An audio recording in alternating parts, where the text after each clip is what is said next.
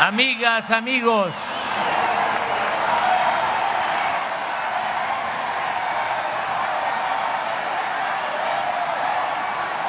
este es un acto de conmemoración de la expropiación petrolera y es un acto nacional. Aquí participan habitantes de Aguascalientes, de Baja California,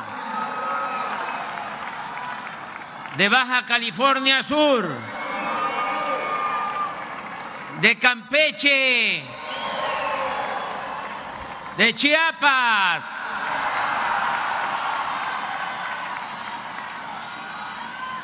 Chihuahua,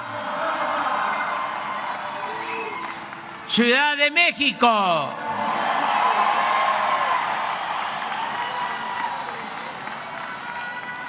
Coahuila,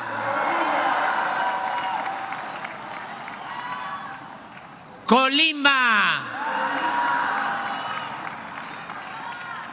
Durango, Estado de México,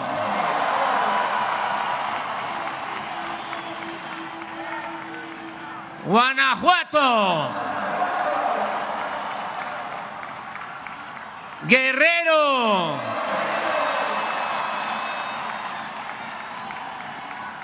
Hidalgo,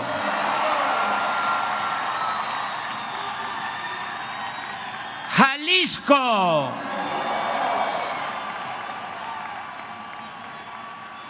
Michoacán,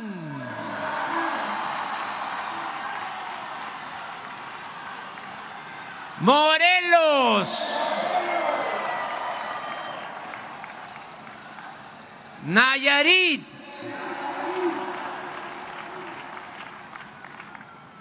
Nuevo León,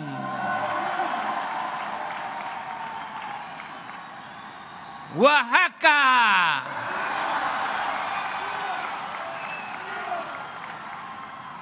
Puebla,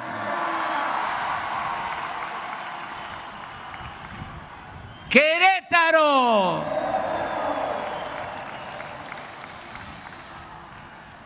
Quintana Roo, San Luis Potosí, Sinaloa, Sonora, Tabasco,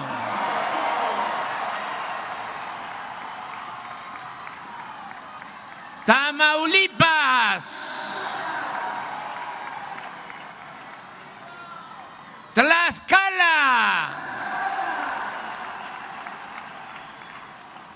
Veracruz,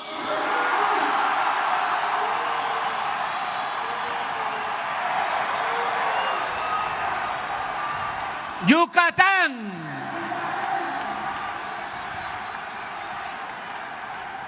Zacatecas,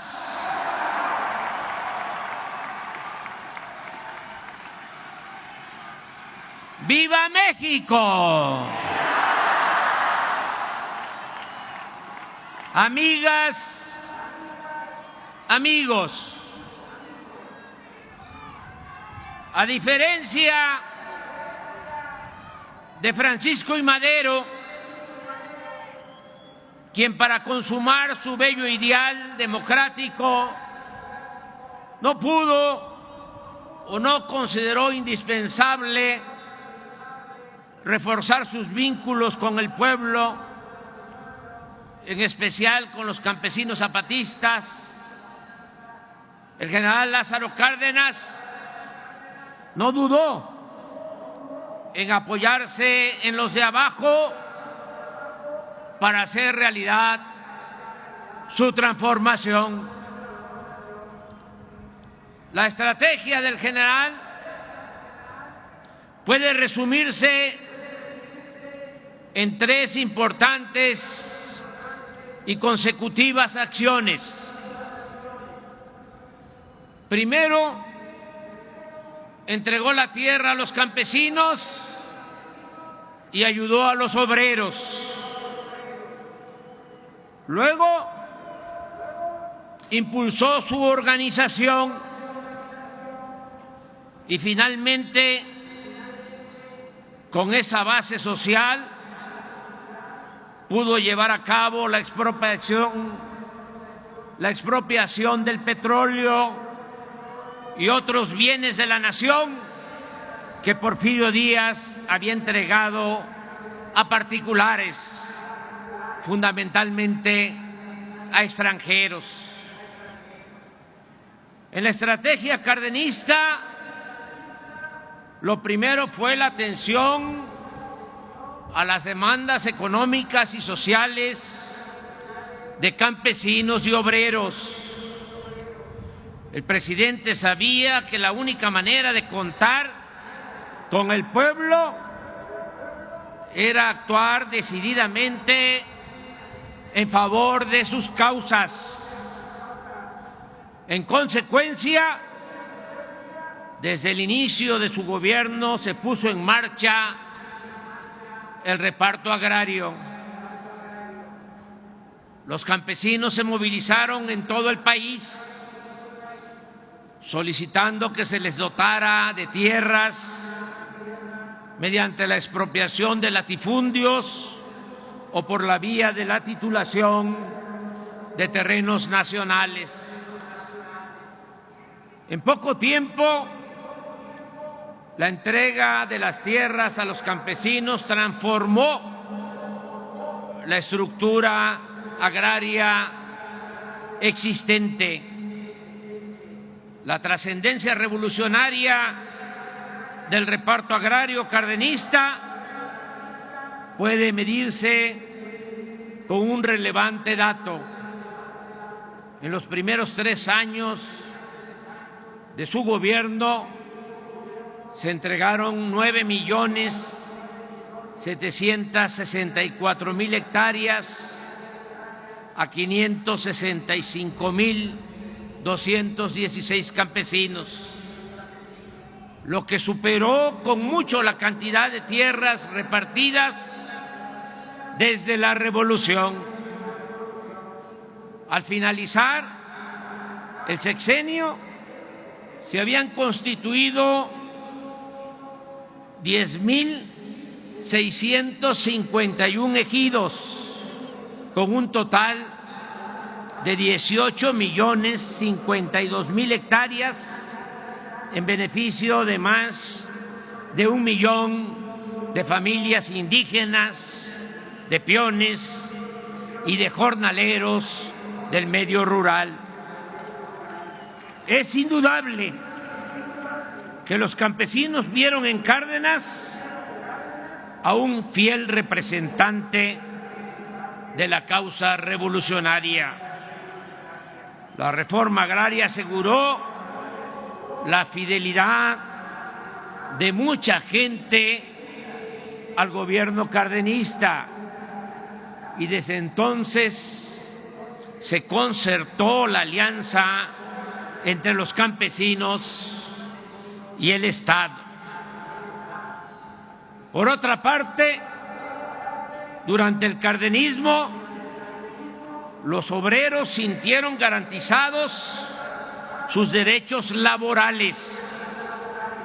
Con estricto apego a la ley, Cárdenas respetó la lucha económica de trabajadores por mejores salarios y por mejores condiciones laborales.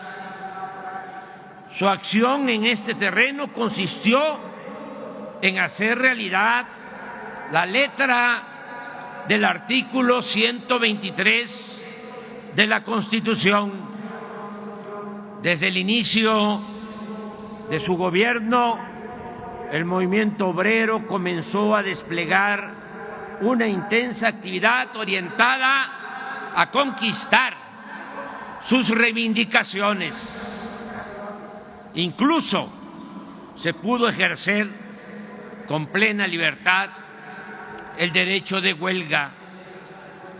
Para mediados del sexenio, campesinos y obreros identificaban a Cárdenas como el defensor de sus intereses. La primera parte de la estrategia cardenista había resultado favorable. El acercamiento y la solidaridad del presidente con los grupos sociales más desprotegidos produjo el apoyo, la adhesión de las mayorías a la política gubernamental. La organización política de obreros y campesinos, como segundo eslabón de la estrategia cardenista, se desarrolló también con intensidad y entusiasmo. Primero, se integraron la mayor parte de los sindicatos nacionales. La Confederación de Trabajadores de México, la CTM, se constituyó el 24 de febrero de 1936.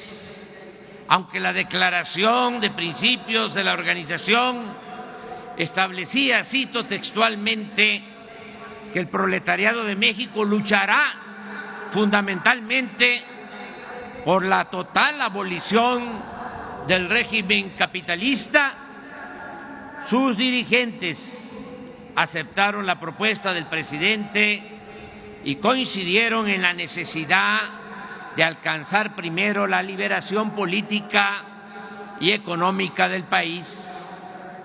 Bajo estos principios, el movimiento obrero apoyó decididamente al gobierno en su lucha por la soberanía nacional. Por su parte, desde el 9 de julio de 1935, el presidente Cárdenas recomendó iniciar la organización de los campesinos de México.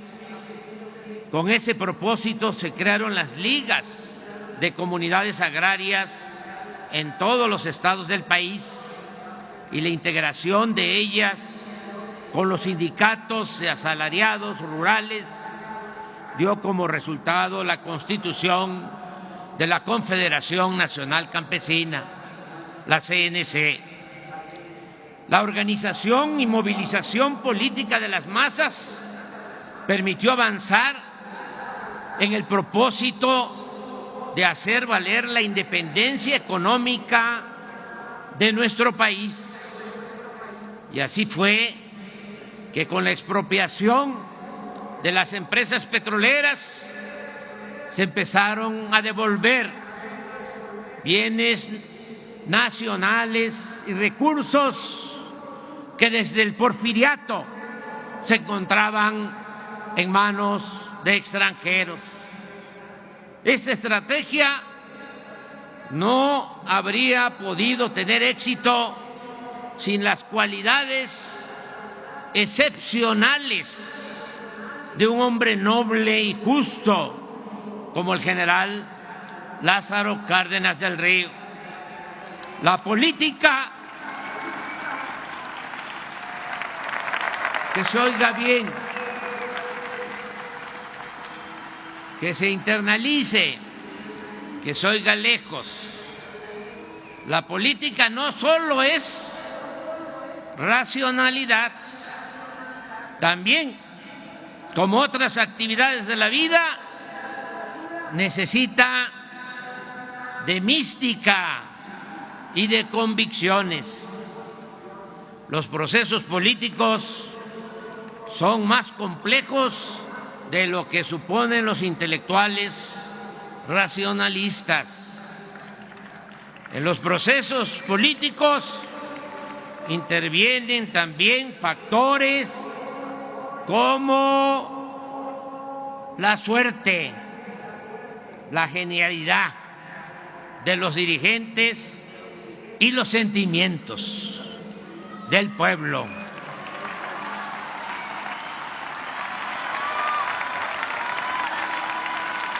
El general Cárdenas a diferencia de políticos arribistas o de la élite, profesaba un sincero y profundo amor al pueblo. Así como no hay nadie con la vocación democrática de Madero, tampoco ha existido en México un presidente tan cercano a los humildes como el general Cárdenas, ni tan convencido de la causa de la justicia social. Por ejemplo, ya siendo presidente, ya en el poder, en 1935 escribió en sus apuntes lo siguiente: acabar con las miserias que sufren las gentes está por encima de todos los intereses. Y sostenía: viviendo junto a las necesidades y angustias del pueblo, se encontrará con facilidad el camino para remediarlas, aunque también confesaba con sabias y tristes palabras que había podido conocer el verdadero fondo moral de muchos servidores públicos al observar en sus semblantes el disgusto que les causa la demanda de auxilio o de justicia de las gentes pobres. Entonces pienso más, se lamentaba, en la tragedia interminable de nuestro propio pueblo. Para los jóvenes que quieren dedicarse al noble oficio de la política, lo principal es el amor al pueblo.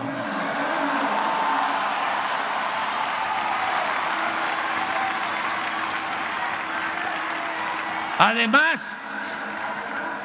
de ser un auténtico humanista y de poseer otras virtudes, el general Cárdenas supo manejar con precisión los tiempos.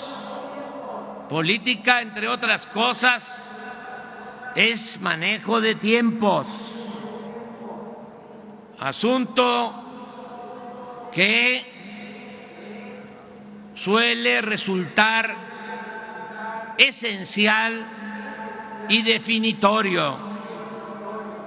Unos días antes de anunciar la expropiación petrolera, anotó en sus apuntes que sobre la carretera en las cercanías de Cuernavaca caminó y platicó durante más de una hora con su maestro, amigo, compañero y paisano, el general Francisco J. Múgica.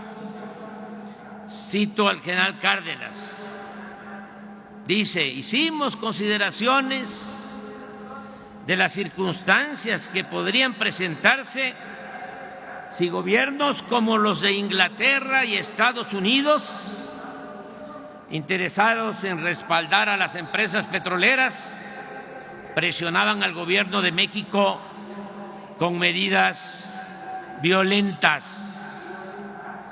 Pero tomamos también en cuenta que se presenta ya la amenaza de una nueva guerra mundial con las provocaciones que desarrolla el imperialismo nazifascista, y que esto los detendría de agredir a México en el caso de decretar la expropiación.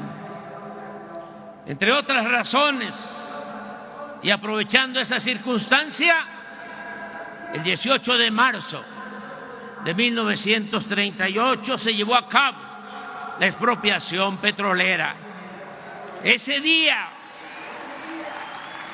a las 8 de la noche, el general Cárdenas comunica a su gabinete sobre esta decisión histórica y 2 horas después da a conocer por radio a toda la nación el paso dado por el gobierno en defensa de su soberanía, reintegrando a su dominio la riqueza petrolera, que según lo escribe el mismo general, el capital imperialista ha venido aprovechando para mantener al país dentro de una situación humillante. El decreto expropiatorio establece en 4 artículos que pasan a formar parte del patrimonio nacional la maquinaria, las instalaciones y otros muebles e inmuebles de las compañías petroleras extranjeras, a las cuales se les pagaría la indemnización de conformidad con el artículo 27 de la Constitución y de la ley en la materia. La expropiación petrolera fue apoyada por la mayoría del pueblo. En las fotos de la época se advierte la presencia mayoritaria de gente humilde, hombres y mujeres indígenas, campesinos, obreros, maestros, empleados e integrantes de la clase media baja. Fue el pueblo raso el que apoyó y cooperó con el gobierno para el pago de las indemnizaciones a las compañías petroleras extranjeras. ¿Cómo olvidar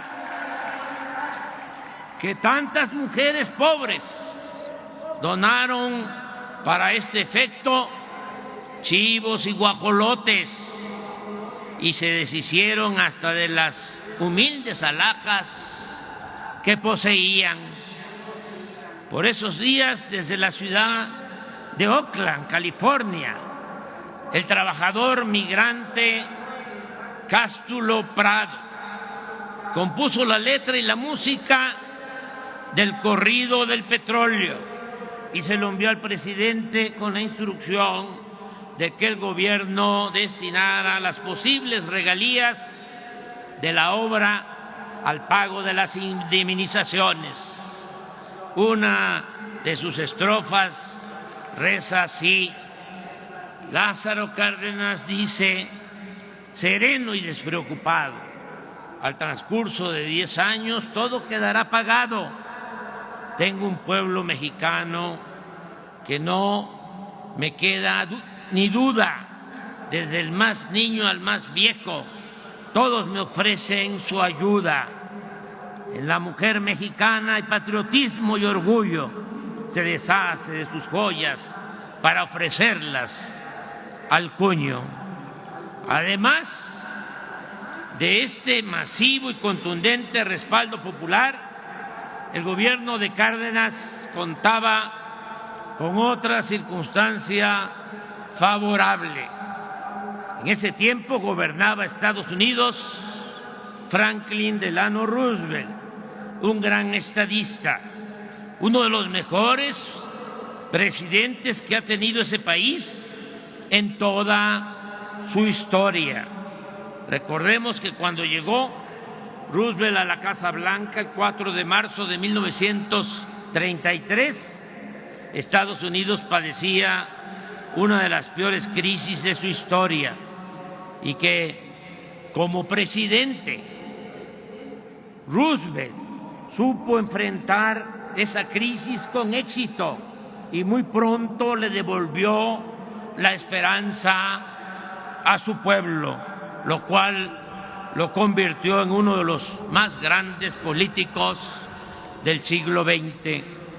En cuanto a su política exterior, Recordemos que en un discurso memorable, que es el antecedente de los principios de la ONU, el 6 de enero de 1941, expuso al mundo 4 libertades fundamentales: el derecho a la libertad de palabra, el derecho a la libertad de culto, el derecho a vivir libres de miseria y el derecho a vivir libre de temor.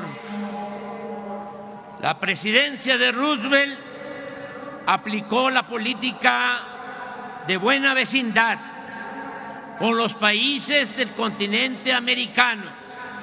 En ese entonces se definieron los principios de cooperación económica y política. Se reconoció la soberanía de Cuba y de Panamá y se ordenó la retirada militar estadounidense de Nicaragua y de Haití. No es casual que el gran poeta Pablo Neruda lo llamara un titán de las luchas, de las libertades, un presidente gigantesco. La autenticidad de su política de buena vecindad tuvo su mejor ejemplo en el respeto a la soberanía de nuestro país. Durante los 3 periodos presidenciales de Roosevelt, las relaciones entre México y Estados Unidos fueron excepcionalmente buenas. En los días posteriores a la expropiación petrolera, en una carta, el general Cárdenas le reconoce: mi gobierno, escribió el general, considera que la actitud asumida por los Estados Unidos de Norteamérica en el caso de la expropiación de las compañías petroleras viene a afirmar una vez más la soberanía de los pueblos de este continente que con tanto empeño ha venido sosteniendo el estadista del país más poderoso de América, el excelentísimo señor presidente Roosevelt. Cástulo Prado, el poeta que ya citamos, poeta popular, también dejó testimonio de la rectitud, la altura y el respeto con que se comportó el presidente del país vecino. Los versos de Cástulo decían: los millonarios pedían que fuera la intervención. A los Estados Unidos fueron a poner su queja. Nos suena.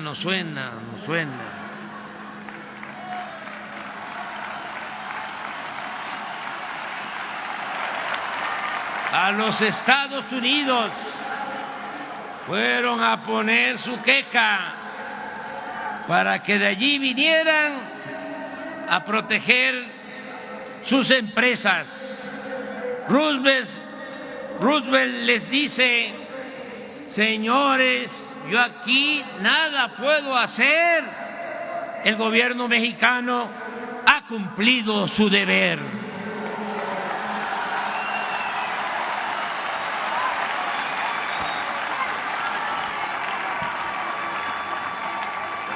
En los buenos resultados de esta política tuvo mucho que ver el embajador de Estados Unidos en México, Joseph Daniel, quien actuó con sabiduría y habilidad en los años más difíciles de las relaciones entre los dos países.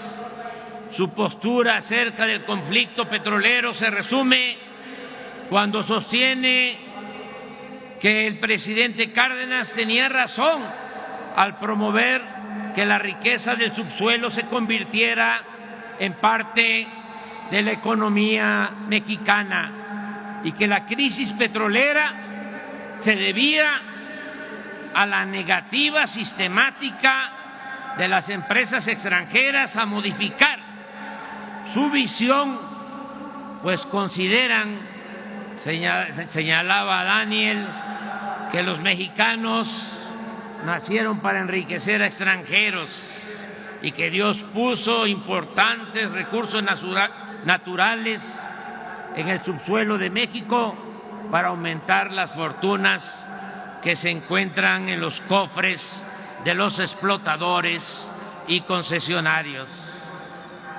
Pero las empresas no fueron tan conscientes ni respetuosas como los políticos estadounidenses. La nacionalización tuvo que abrirse paso enfrentando el boicot, las presiones y los actos de sabotaje promovidos y financiados por las compañías petroleras extranjeras. En nuestro país, la expropiación petrolera causó entre una minoría un profundo malestar, sobre todo entre los ricos de la época, en sectores de clase media y en la mayoría de los medios de comunicación. Es interesante, y esta es una lección, destacar que históricamente la derecha siempre se reagrupa cuando se pretende llevar a cabo un cambio democrático y se torna de plano intolerante y hasta violenta cuando se trata de reivindicaciones sociales a favor del pueblo y del dominio de la nación. Recordemos que el derrocamiento del presidente Madero, nuestro apóstol de la democracia, contó con la intervención del embajador de Estados Unidos, pero fue ese derrocamiento llevado a cabo por grupos internos de la derecha que previamente habían promovido una campaña de odio y desprestigio consistente en ridiculizar al mandatario, al presidente Madero, en los periódicos, hasta el punto de tratarlo como loco y espiritista. Lo mismo sucedió cuando la expropiación, que aunque no afectaba de manera directa a intereses privados nacionales, sirvió para aglutinar todo el descontento de los grupos conservadores contrarios a la política agraria, laboral y educativa del general Cárdenas. En este ambiente se funda el 17 de septiembre de 1939 el Partido Acción Nacional, que nace criticando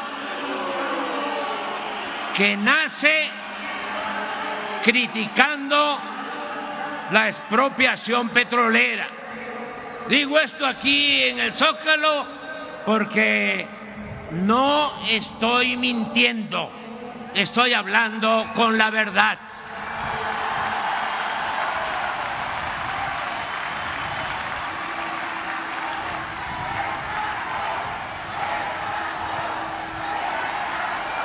En 1940, toda esa reacción se manifestó con mucha fuerza en la elección presidencial.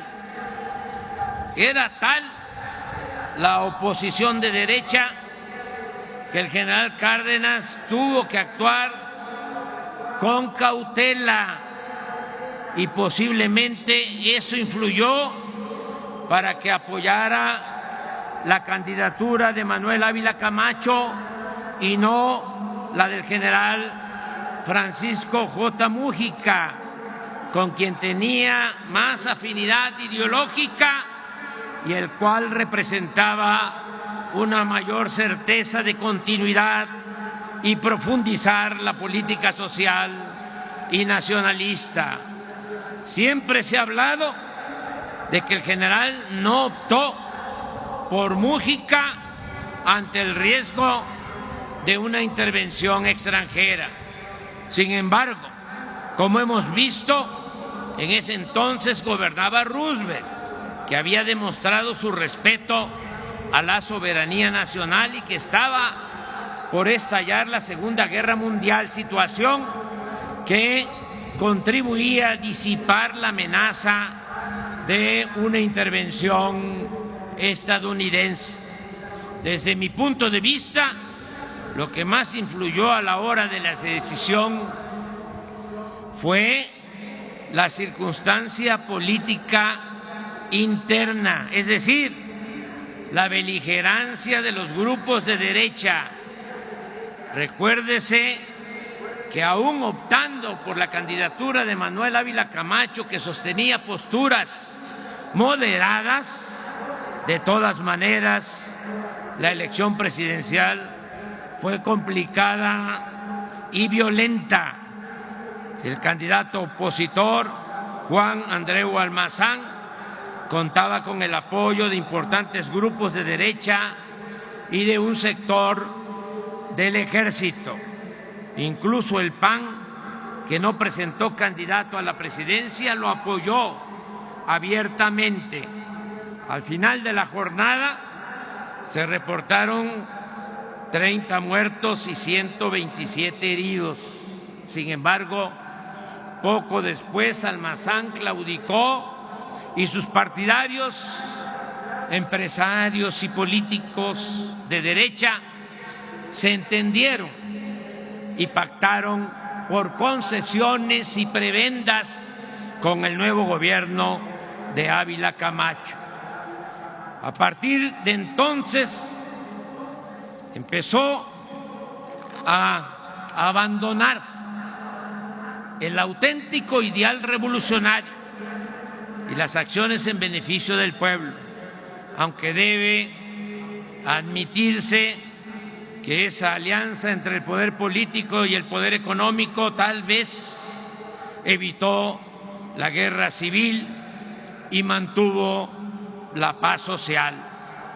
Si con Porfirio Díaz imperaba la paz de los sepulcros, luego del gobierno del presidente Cárdenas se instauró la paz de las componendas y de la corrupción. En esta breve historia hay enseñanzas mayores. La principal es que solo con el pueblo, solo con el apoyo de las mayorías, se puede llevar a cabo una transformación popular para hacer valer la justicia y enfrentar a los reaccionarios que se oponen a perder privilegios.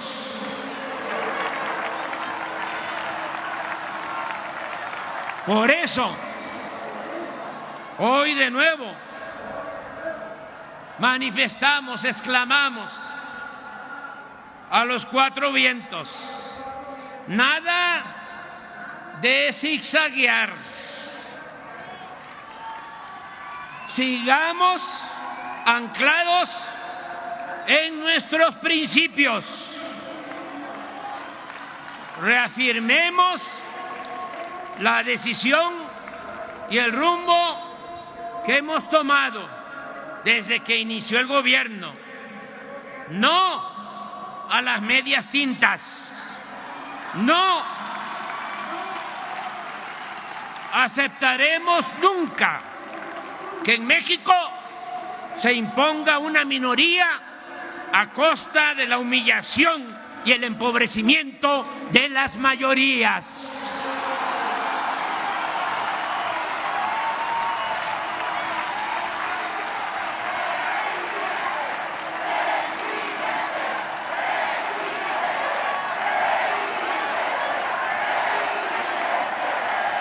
Por eso,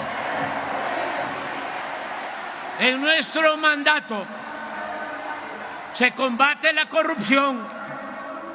Existe un gobierno austero, sin lujos, y todo lo ahorrado se destina a financiar los programas de bienestar como la pensión a los adultos mayores, el apoyo a las personas con discapacidad, a madres solteras, a campesinos y pescadores, becas a estudiantes de familias pobres, internet para todos, programas de mejoramiento y construcción de vivienda, créditos a la palabra, fertilizantes y precios de garantía para los pequeños productores del país, el Banco del Bienestar, el impulso a la educación y a la salud pública, universal y gratuita.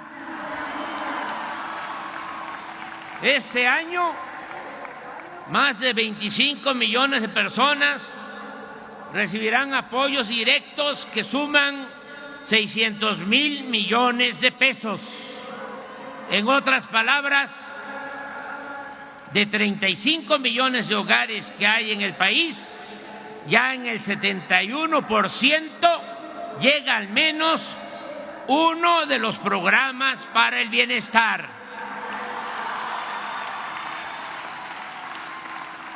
Con esta política de atención a los más necesitados, vulnerables y en especial a los jóvenes, también hemos podido reducir los delitos del fuero federal en 33%, el homicidio en 10%, el robo de vehículo en 38%, el robo en general 20%, el huachicol en 92%, el feminicidio en 28% y el secuestro en 76%. Asimismo, los ahorros por no permitir la corrupción ni los derroches presupuestales nos han permitido evitar más deuda. No hemos solicitado deuda adicional desde que estamos en el gobierno. Y al mismo tiempo, sin aumentar en términos reales la deuda pública, no han aumentado, no se han incrementado los impuestos, no ha aumentado el precio de las gasolinas, ni del diésel, el gas y la luz. Inclusive ha habido una disminución en el precio de estos energéticos. También se ha incrementado, como no sucedía en muchos años, la inversión pública. Este año se van a ejercer más de 1 billón de pesos en obras, es decir, vamos a seguir construyendo carreteras, puentes, trenes, aeropuertos, hospitales, universidades, mercados, unidades deportivas, malecones, parques naturales, recreativos y ecológicos. Y estamos llevando a cabo algo muy importante, una amplia labor de recuperación y de restauración de sitios históricos y arqueológicos de nuestras antiguas y espléndidas culturas y civilizaciones. La hacienda pública es fuerte. La economía nacional está creciendo en auge El año pasado la economía en México creció incluso más que la economía en China y en Estados Unidos. Hay un número sin precedente de 21.747.000 trabajadores inscritos en el Seguro Social. Nunca se había llegado a esta cifra de 21.747.000 trabajadores en la economía formal. También no se había logrado nunca un salario promedio de 525 pesos diarios para estos trabajadores de la economía formal. La tasa de desempleo del pasado mes de enero fue de 2.9%, la más baja desde 2005.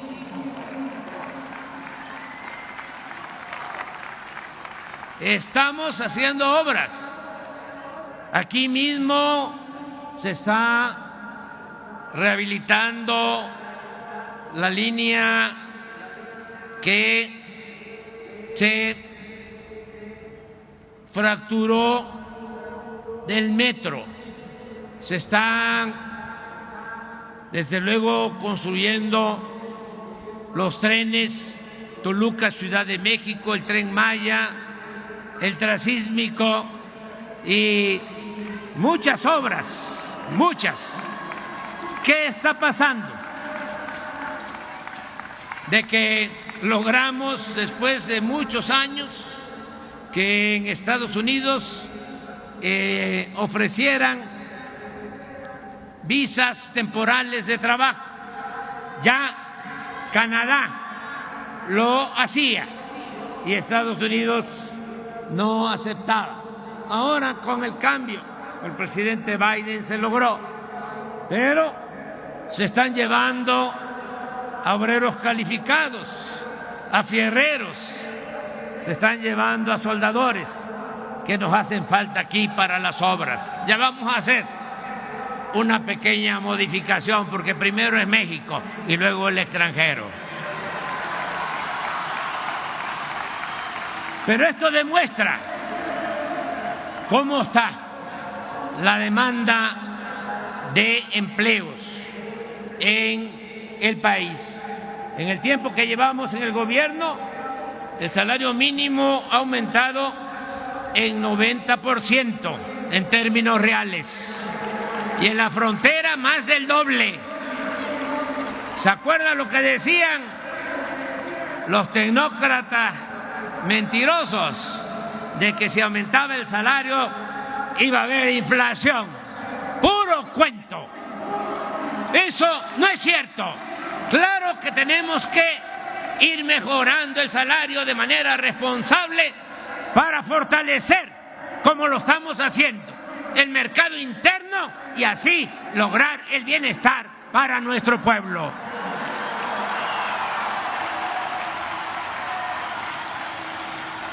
La bolsa de valores, las utilidades de las empresas y los bancos registran buenas ganancias.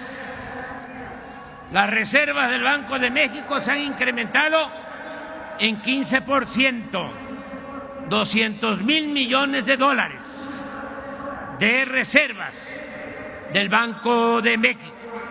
La inversión extranjera ha escalado a cifras antes no vistas. Lo mismo ha ocurrido con las remesas de nuestros paisanos migrantes. Muchas gracias, paisanas, paisanos. El año pasado esas remesas casi llegan a 60,000 millones de dólares.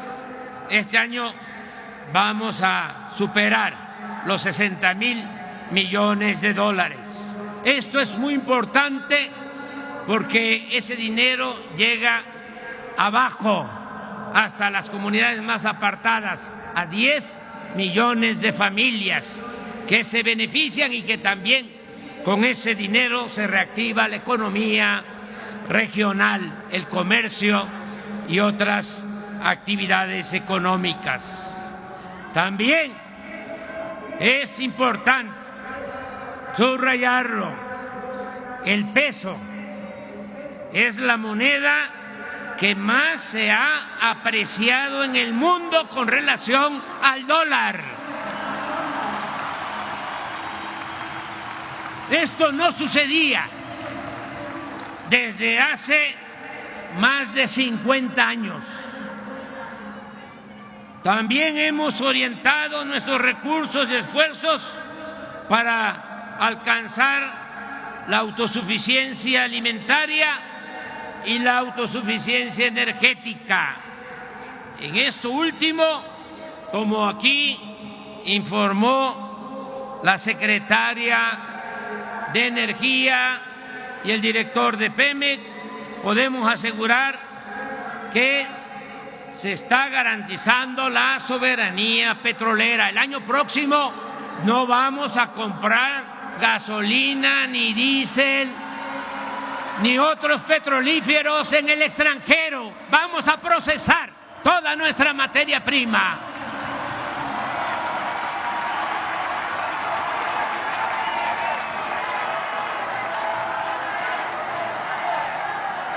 Se fortaleció la Comisión Federal de Electricidad, empresa pública encargada de administrar la industria eléctrica, y recientemente se nacionalizó el litio, mineral estratégico utilizado en la construcción de baterías para autos eléctricos y sistema de almacenamiento para las energías limpias.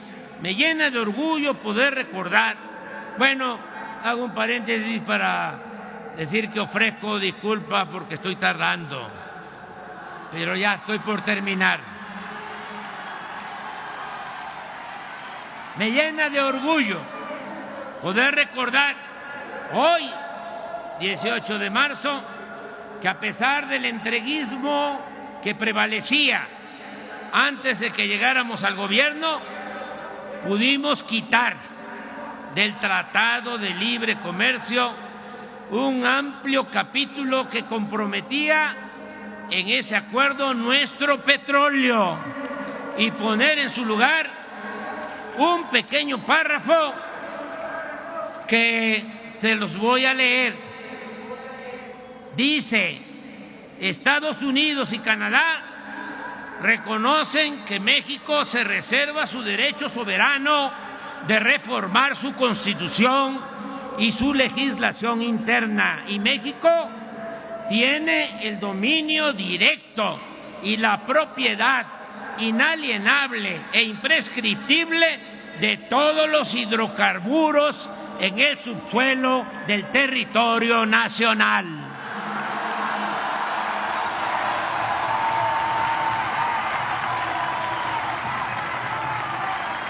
Amigas y amigos, estoy convencido de que seguiremos contando con el apoyo del pueblo para consolidar la primera etapa en la transformación de nuestro país. También estoy convencido que cualquiera de los aspirantes que resulte triunfador en la encuesta para elegir al candidato de nuestro movimiento aplicará la misma política en favor del pueblo y en favor de la nación.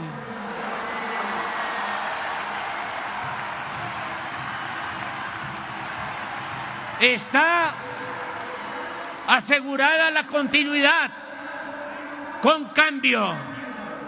No hay nada que temer. Eso sí, tenemos que mantenernos unidos, mirando siempre hacia el porvenir y la felicidad de nuestros semejantes, trabajando desde abajo y con la gente, y sin descuidar la estrategia que llamamos acertadamente la revolución de las conciencias, para continuar avanzando en el cambio de mentalidad, para seguir politizando a nuestro pueblo, y de esa manera, con un pueblo cada vez más consciente, y en eso hemos avanzado mucho. México es de los países con menos analfabetismo político en el mundo.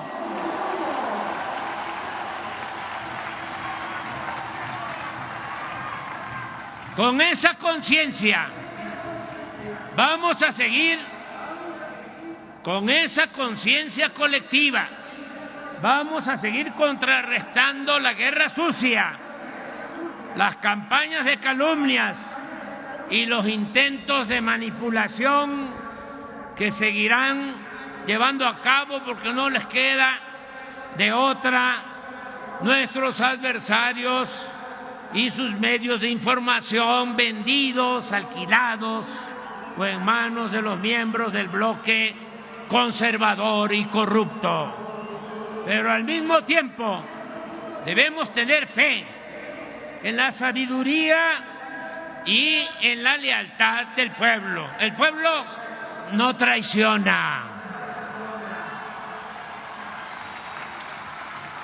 Recordemos que el triunfo de la reacción, como decía Juárez, es moralmente imposible. Estamos constatando que la idea y la práctica de exaltar el humanismo mexicano es eléctrica y está llegando a la conciencia de millones de personas. En eso baso mi optimismo, y aún cuando en política es más peligroso subestimar la fuerza de los adversarios que sobreestimarla, sostengo que hagan lo que hagan, no regresarán al poder los oligarcas.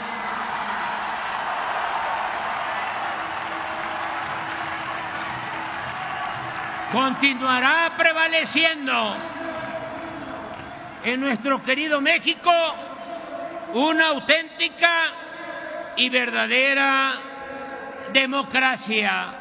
Amigas, amigos, no puedo dejar de mencionar que en los últimos días algunos legisladores de Estados Unidos, acostumbrados a ver la paja en el ojo ajeno y no la viga en el propio, en plan propagandístico, diríamos aquí en lenguaje coloquial, con grilla y con fines electoreros, politiqueros, sostuvieron que si no deteníamos el tráfico de fentanilo hacia la frontera norte, ellos iban a proponer al Congreso de su país que ocuparan soldados norteamericanos en nuestro territorio para enfrentar a la delincuencia organizada. Primero, quiero dejar de manifiesto que ya no es el tiempo de Calderón ni de García Luna.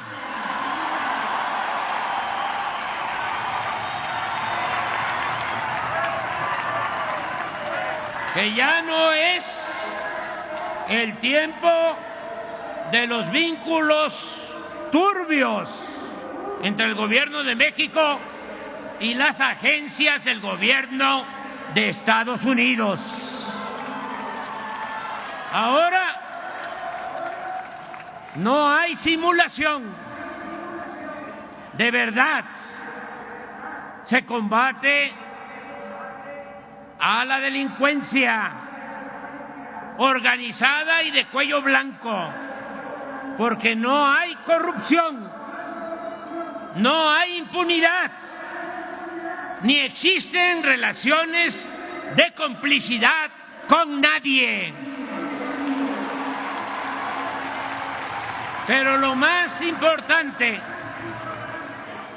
es que desde aquí, desde este Zócalo, corazón político y cultural de México, le recordamos a esos políticos hipócritas e irresponsables que México es un país independiente y libre, no una colonia ni un protectorado de Estados Unidos.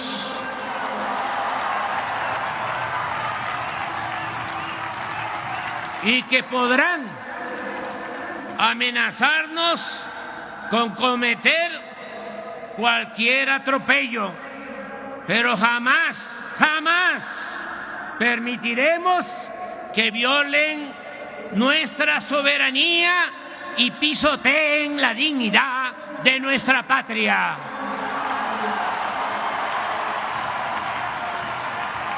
Cooperación, sí. Sometimiento, no. Intervencionismo, no. Oligarquía, corrupción, clasismo, racismo, libertad, democracia, honestidad, justicia social, igualdad, soberanía. ¡Viva la expropiación petrolera! ¡Vivan los trabajadores y técnicos de antes y de ahora de la industria petrolera nacional! ¡Viva el general Lázaro Cárdenas del Río! ¡Viva México! ¡Viva México! ¡Viva México!